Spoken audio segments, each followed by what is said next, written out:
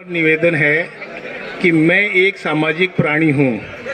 मेरा कोई राजनीतिक जीवन नहीं रहा हुआ है, न मैंने कभी राजनीति की है।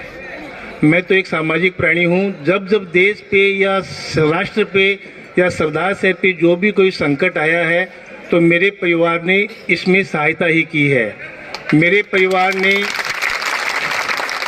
कोरोना काल में 1 करोड़ रुपए पीएम केयर फंड में दिए थे, वो शायद अब आपको सबको विदित होगा।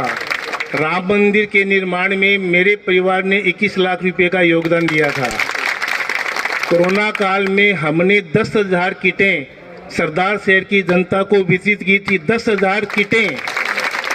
और मेरा परिवार हर महीने 500 किटें खाद्य सामग्री की, जो असहाय परिवार हैं, गरीब परिवार हैं, जिसके परिवार में कोई कमाने वाला नहीं है, उन परिवार को प्रति महीने 500 किटें वितरित की जाती है। सरदार शहर के सौंदर्यकरण में हमने 2 गेट का निर्माण कराया है, 1 तिरंगा चौक का निर्माण कराया है।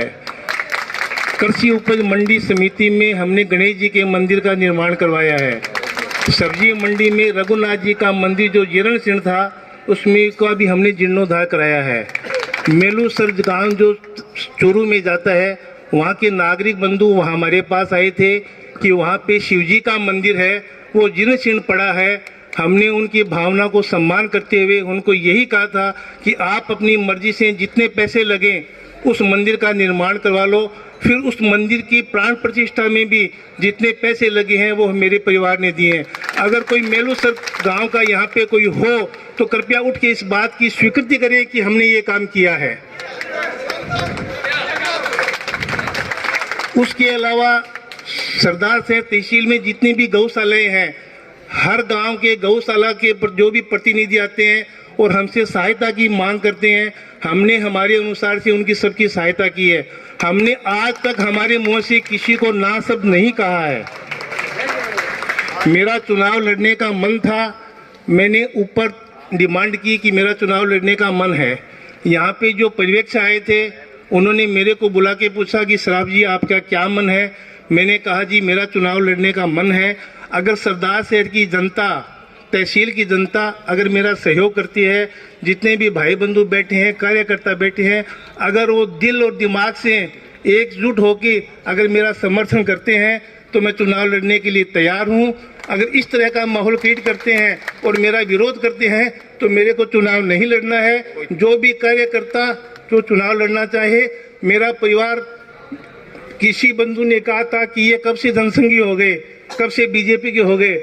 मैं ये दावे के साथ कहता हूँ, मेरे दादाजी जी जनसंघी थे, मेरे पिताजी जनसंघी थे और हम जनसंघी हैं। आपातकाल की स्थिति में सरदार शहर में चुनाव हुआ था वार्डों का, और उस चुनाव में एक सुनारों के टाडे में कौन से महाराज जी का नाम था, मारला बाबूजी केसी चंद जी ने चुनाव लड़ा था। मेरे पिताजी ने बूथ के ऊपर बैठ के दीपक के चिन्ह पे और उनको चुनाव लड़ाया था। उस टाइम इमरजेंसी में कांग्रेस वालों ने कहा था कि 7 तारीख की तो आपकी है, 8 तारीख को आप सब जेल में मिलेंगे, लेकिन मेरे पिताजी ने खड़े रह के और वो चुनाव लड़ाया था। इस सरदार शहर में जनसंघी 4 ही थे, मेरे पिताजी, इनके पिताजी और हमारे रामलाल जी सराफ के पिताजी और चुनीलाल जी, 4 ही जनसंघी थे। मैं दावे के साथ कह सकता हूँ कि मेरा परिवार जन्मजात जनसंघी रहा है और आगे भी रहेगा। कोई भी भाई मेरे ऊपर ये आक्षेप लगाता है तो ये आक्षेप सरासर गलत है। और आक्षेप लगाने वाले परिवार को पूछो कि आप कब जनसंघी थे और कब कांग्रेस में थे। आप सब अवसरवादी थे, तो कभी कांग्रेस में चले गए, कभी जनसंघ में आ गए, लेकिन मेरा परिवार जन्मजात जनसंघी रहा है और जनसंघी रहेगा। मैं आज भी कहता हूँ, पार्टी जिसको भी टिकट देगी उसका मैं, मेरे जितना भी मेरा सहयोग होगा मैं उसका सहयोग करूंगा और कंधे से कंधा मिला के उनको चुनाव लड़ाऊंगा। आप सबकी भावना हो तो मेरे को चुनाव लड़ाइए, मेरे को कोई चुनाव नहीं लड़ना है। मेरा कोई जीवन राजनीतिक नहीं है। मैंने अगर कोई गलत शब्द कहे तो मैं आपसे क्षमा याचना करता हूँ। भारत माता की, भारत माता की, वंदे वंदे। और तो आपनो दिमाग ने डिस्टर्ब करने कांग्रेस यहाँ फैलायो और आपना कोई कच्चा दिमाग आता आप में मान ली और के कहने लग गया कि बात पहले भी कही के यार बाणी कान लोच गयो कई जना किया बात कई के बिक गयो तो तो मैं थाने एकदम पहले भी कही आज भी को अशोक पिंचा ने खरीदने की औकात आज तक की रिवी न हो सके। इस बात ने कार्यकर्ता का बात महसूस हुई कि राजनीति में कोनिया टिकट मांग ली तो कई जना और भी बिना राजनीति वाला ही मांग रखी है, बिना पार्टी वाला ही अपनी पार्टी में टिकट मांग रखी है। आज पार्टी में भी कोनी भाई व्यक्तिगत कोनिकों में बहुत सा है, बिना पार्टी वाला भी टिकट मांग रखी है, पार्टी वाला भी मांग रखी है।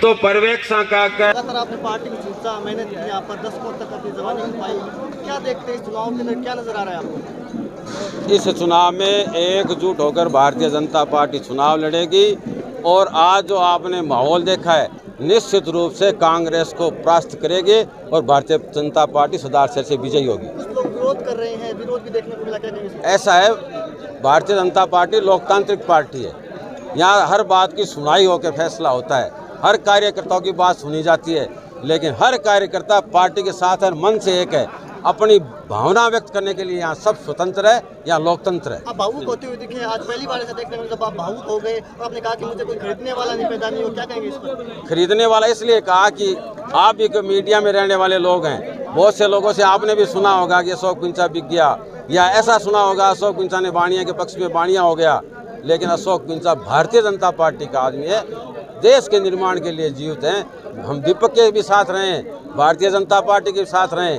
जो मेरे पे आरोप लगा उसकी बात मैंने मेरे कार्यकर्ताओं को बताने के लिए बुलाई, कोई जनता को बताने के लिए नहीं। क्या कहेंगे सदा शहर की जनता को, क्या आश्वासन देंगे? क्या सदा शहर की जनता, भारतीय जनता पार्टी जीतेगी, हम सब एक होकर चुनाव लड़ेंगे, कमल का फूल हमारा निशान होगा। अशोक पिंचा जिंदाबाद, अशोक पिंचा अनिल शर्मा को मुक्की खानी पड़ेगी इस चुनाव के अंदर, अनिल शर्मा को मुक्की खानी पड़ेगी। मैं किसी का व्यक्तिगत नाम नहीं लेता हूँ, कांग्रेस को मुँह की खानी पड़ेगी।